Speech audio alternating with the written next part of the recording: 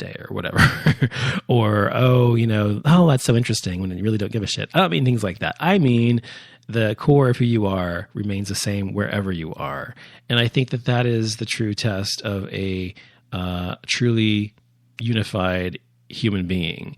And being gay, sometimes it's really hard for people to do because they are, especially being gay, because in the gay world, you have to have, if you're not openly gay, if you're in the closet, you have to have your closeted self and you have to have your open self, your gay self. And you have two personas. So it teaches you almost how to have a dissociative disorder. I mean, you have a split personality, basically. I know before I came out when I was 14 that I, just like every other gay person, had two selves. Excuse me. I certainly did. And I certainly had myself at school and I had myself at home. And I had myself with my mom and my family. I had myself not with my mom and my family. I had myself, whatever. So that's very common for gay people because we're forced to live a lie because society doesn't accept us. And we ourselves don't typically know until we're like, 12, 13 or whatever, for sure, or whatever. I knew when I was 13 or 14. I came out at 14. So I think the true test, for someone is to have an integrated self, is to actually be able to be themselves no matter where they are, no matter with whom they're with. It doesn't matter as long as you are you. For example, I'm always outspoken.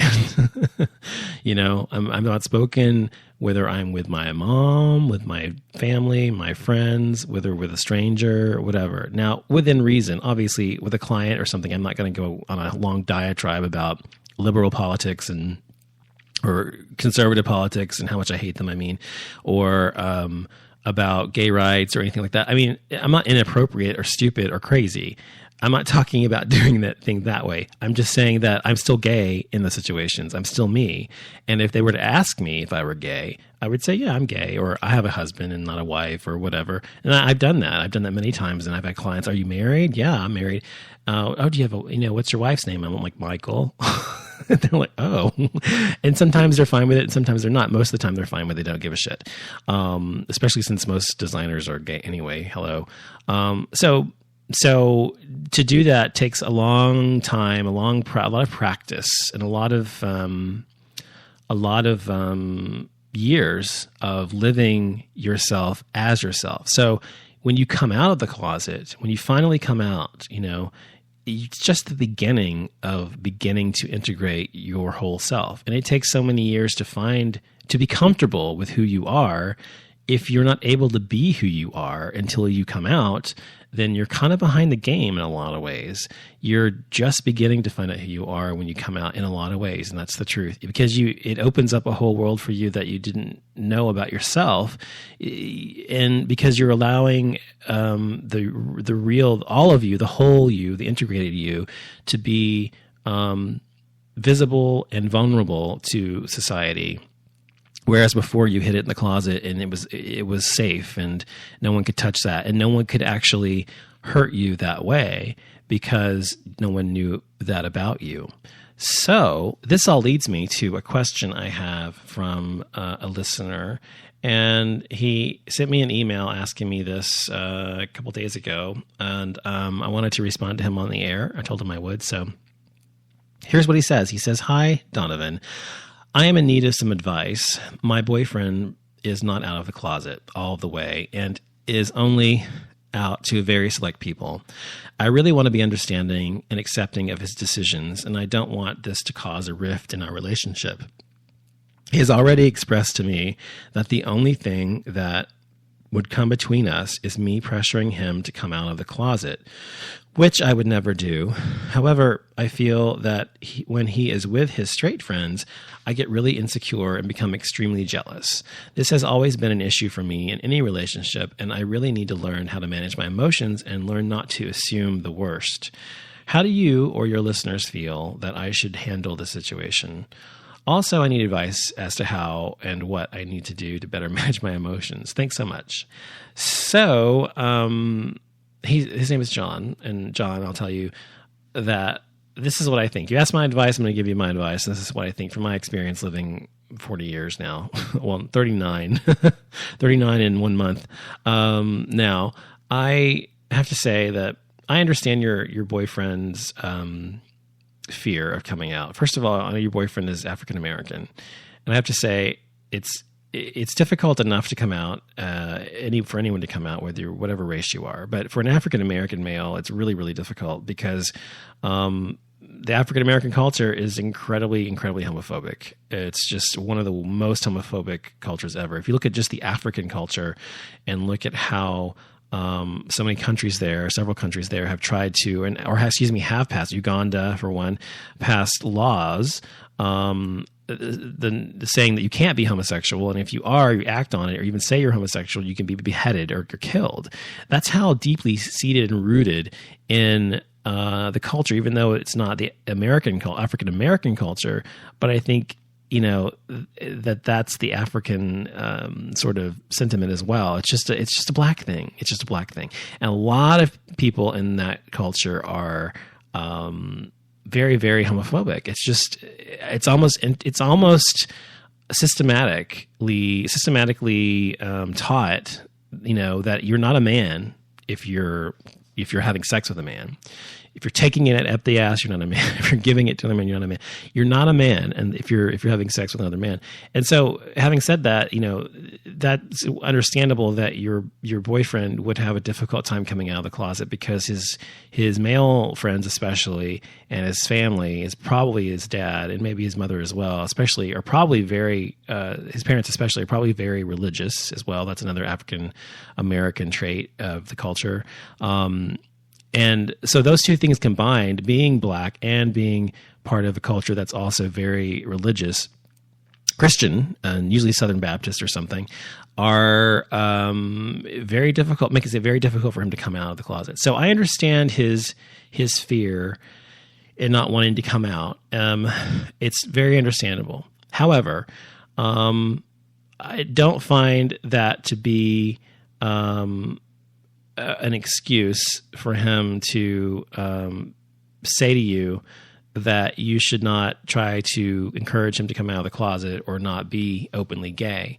Because, first of all, I don't think it's right for him to say that that the only thing that can come between you is you pressuring him to come out of the closet. Well, first of all, if he really loves you and cares about you, whatever, it doesn't matter how much you pressure him, or whatever word he used, to come out of the closet. It shouldn't fucking matter, because you are going to be you just as he's going to be himself. So if he doesn't want you to pressure him, that's fine if he doesn't want you to. But if you feel, as his boyfriend, his partner, whatever, that it's something that's important for him and you're trying to encourage him and trying to make him grow, then encourage him to. You should be able to express your opinion about anything, especially with your boyfriend or your partner or whatever.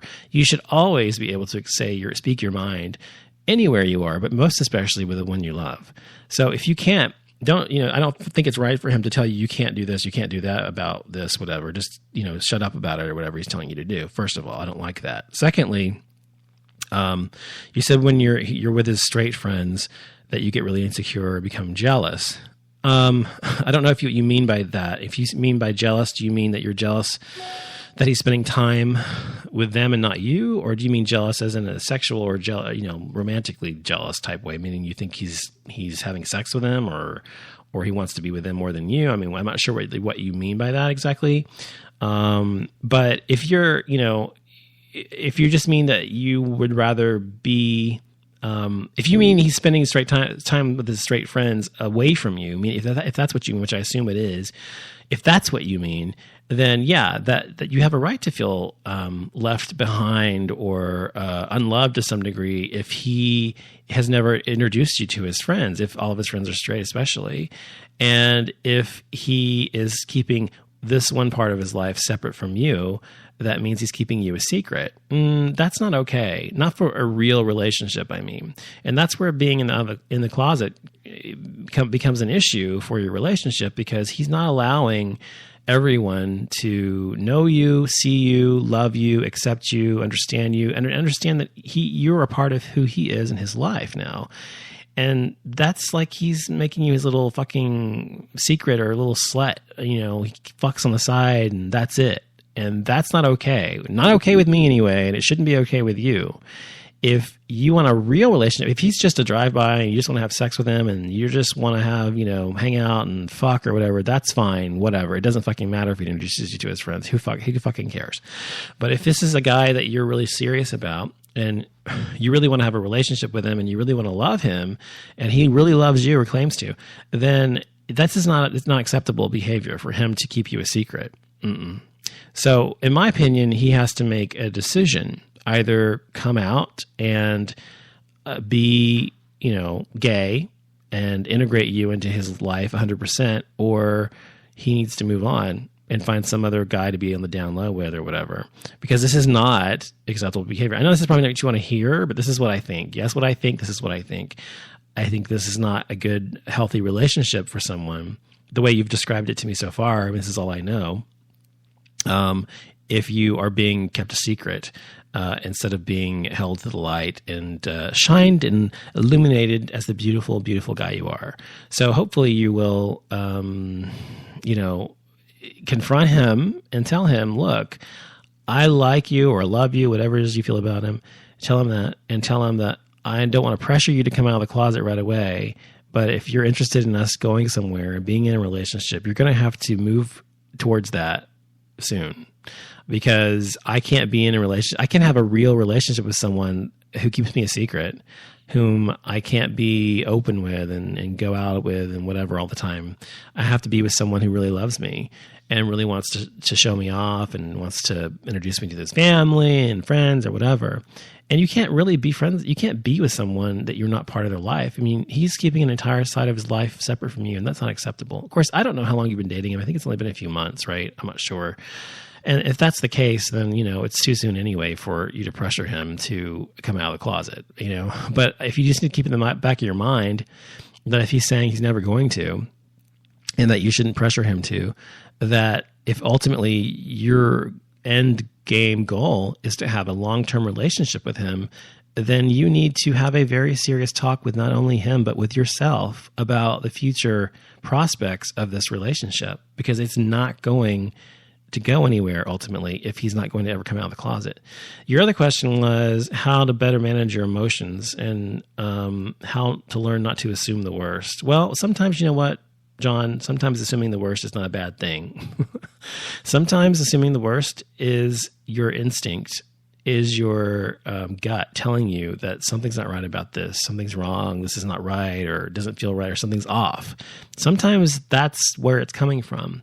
If you always assume the worst literally, then yeah, that's a bummer, and you can't just go through life always assuming the worst. You can look at the glass half empty or half full.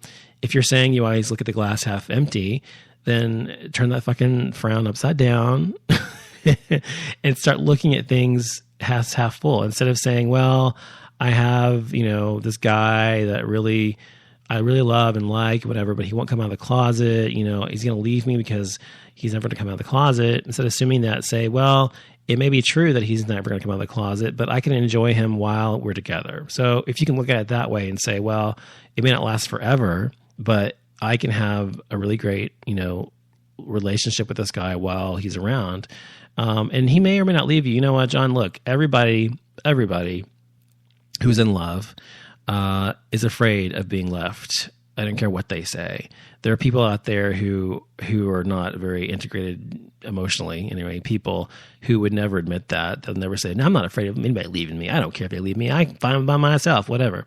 That's fucking bullshit, because everybody's human and everybody has vulnerabilities. And if you're not vulnerable, you're not really loving. That's the truth. You have to both love, to be loved, and to love, you have to be vulnerable. It's not possible without it. You have to be capable of being hurt. Otherwise, you don't know what it means to love or lose love, because you've never felt it before. So I don't think that, loving or, your emotions or whatever, telling you that something is bad or whatever is always a bad thing. I think sometimes you should listen to that. But it's really a matter of experience, John. Unfortunately, you're young. I know you probably hate hearing that, but you're so young and you have so much more life ahead.